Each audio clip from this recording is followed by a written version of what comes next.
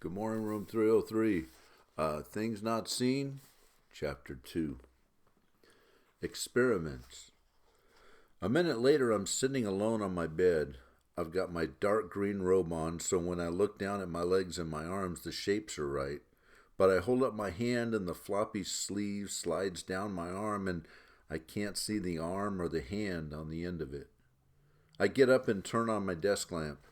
It's a bright light, and I put my hand under it, palm down. I can feel the heat. I can't see my hand, but I do see something else. I see a very faint shadow of my hand on the green desk blotter. I start opening and closing my hand, watching the shadow of something I can't see. I'm so into it, I don't notice my dad until he's right next to me. He says, "That's interesting." And I jump, but my hand hits the light and the shade makes this bong. I should have locked my door. Dad says, "So what made you think of that? You can't see it, but it makes a shadow. Or what do you make of that? You can't see it, but it makes a shadow, except it's not a normal shadow, is it?" I know that tone of voice. It means Dad already has the answer, and he wants me to say, "Duh, I don't know," so he can show me how smart he is. Again. But I know the answer, or I think I do. So I say, "It means that my eyes can't see my hand, but the light from the lamp can't go all the way through it, I guess." Dad is nodding. "Bingo! When you came to the kitchen, you said you were invisible, and you are. But what does that mean? You know the stealth bomber? The Air Force calls that plane invisible. Well, is it?" I say, "No, not really invisible, but radar can't see the plane, so it's invisible to the radar." Dad says, "Bingo! That plane is invisible to the radar, but does that plane make a shadow when it flies between the Earth and the sun?" "Yeah, because the plane's still there, right?" "Bingo! And you're still here too, but you're invisible to the human eye. Now, how does that eye work?"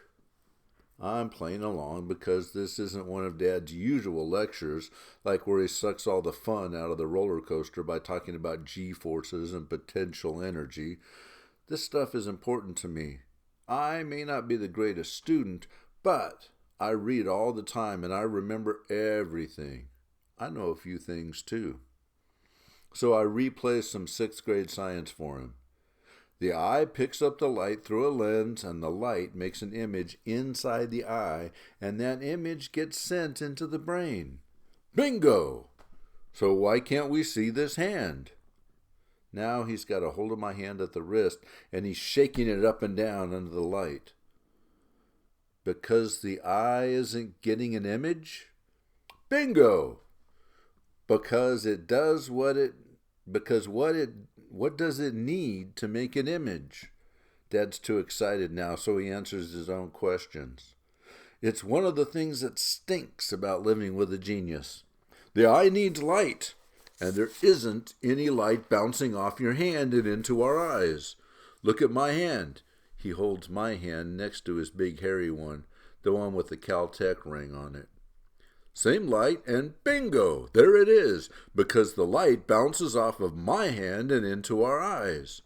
We see one hand, but there are two shadows on the desk. How come? Because even though your hand doesn't reflect any light, it's not transparent. And the reason that your shadow is faint and mine isn't must be because my hand stops the light, but yours just bends it some. That's called refraction. Bingo! My dad needs one of those collars like they put on dogs that bark too much.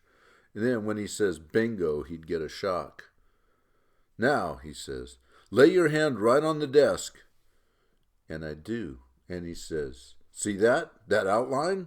It's the shape of your hand, but there's no color, no definite form, and the desk underneath is hidden. And see how the edge seems all wavy? That's because of the refraction. Now, pull your hand up slowly." And I do, and as I do, the hand shape disappears. "Hold it there," Dad's excited. "See that? When you get 6 or 8 inches away from something, bingo, you're gone. It's like our brains fill in around the shape and you go completely invisible. We're not just wired to see the non-reflective, we're just not wired to see non-reflective, low-refractive matter.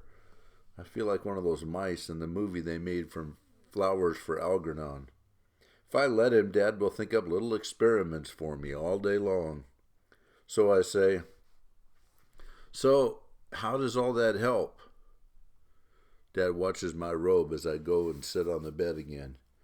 He looks puzzled. Help? He asks. Yeah, how do all these observations help me? Well, I'm not sure yet, Bobby, but it's something, and it's pretty interesting, don't you think? I'm glad Dad can't see the look on my face. And I don't say anything right away because sarcasm does a bad thing to Dad's brain chemistry. Then I say, well, I'm going to try to get some sleep, Dad, which is a lot nicer way of saying, get out, leave my room, and take all your interesting little factoids and theories with you. So Dad says, oh, okay, Bobby, sure, that's a good idea. Rest is always a good idea. But I don't want to rest, just to be alone. When Dad's gone, I jump up and shut my door, and I lock it before I go back and flop onto my bed. Alone isn't new for me. I spend a lot of time this way. When I'm not at school, I mostly read.